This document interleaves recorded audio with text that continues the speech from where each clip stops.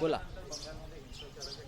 पश्चिम पश्चिम बंगालमध्ये हिंसाचार सुरू असल्याच्या बातम्या फार दुःखद आहेत, चिंताजनक आहेत. खरं म्हणजे पश्चिम बंगालच्या जनतेनं ममता बॅनर्जी यांना जोरदार बहुमत प्राप्त करून दिलं आहे.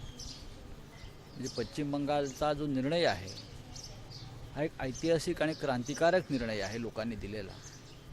ही देशाच्या मनातली भावना तिकडे उमटलेली आहे.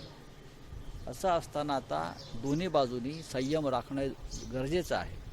विशेषतः जो पक्ष सत्तेवर असतो हे त्यांचं काम असतं. मग तसं पाहिलं तर केंद्रात भाजपची सत्ता आहे आणि पश्चिम बंगालमध्ये ममता बॅनर्जी यांच्या पक्षाची सत्ता आहे.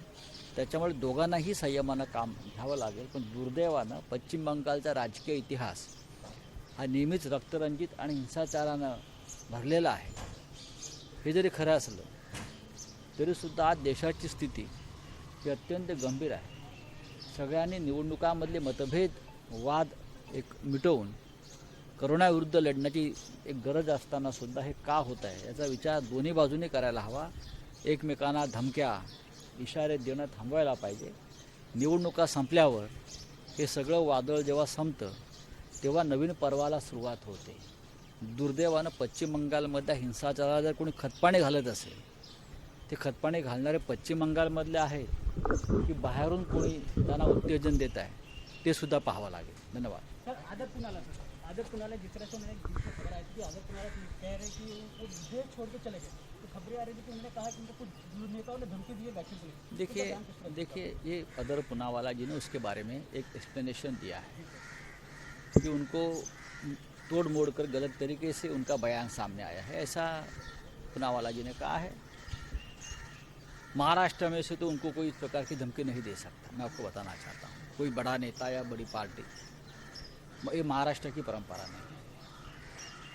हम तो पहले से बोल रहे थे कि हमें गर्व है कि इस प्रकार की जो वैक्सीनेशन है महाराष्ट्र में बन रही है और वो पूरे देश के लिए बन रही है.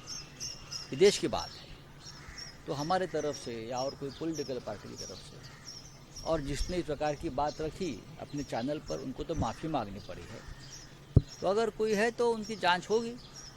लॉ एंड ऑर्डर का सवाल अगर वैक्सीनेशन के बारे में कोई निर्माण करता है, पैदा करता है, तो ज़रूर हमारी सरकार उसकी जांच करेगी. सर क्या सुरक्षा प्रोवाइड करी जिस तरह से केंद्र उनको सुरक्षा प्रोवाइड की है? देखिए उनकी सुरक्षा करना ये सबकी जिम्मेदारी है क्योंकि उनका काम है वो देश की जनता के लिए है, जनता की सुरक्षा के लिए है और राष्ट्र के लिए है. तो ऐसे व्यक्ति की सुरक्षा करना ये हमारा फर्ज है. बोला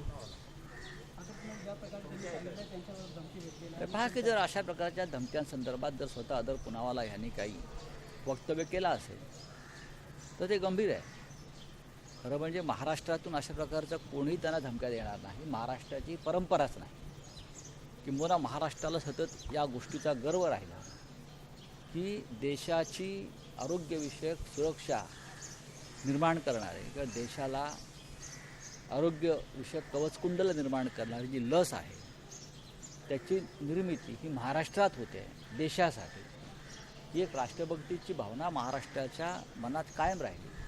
त्याच्यामुळे महाराष्ट्रातले कोणतेही नेते राजकीय पक्ष जी आमची परंपराच नाही अशा प्रकारे धमक्या दहशत निर्माण करणं ही आमची परंपराच नाही. जर कोणी करत असेल केली असेल तर त्या संदर्भात केंद्र सरकारनं आणि राज्य सरकारनं दोघांनीही खोलवर तपास करावा एवढंच मी सांगू शकतो.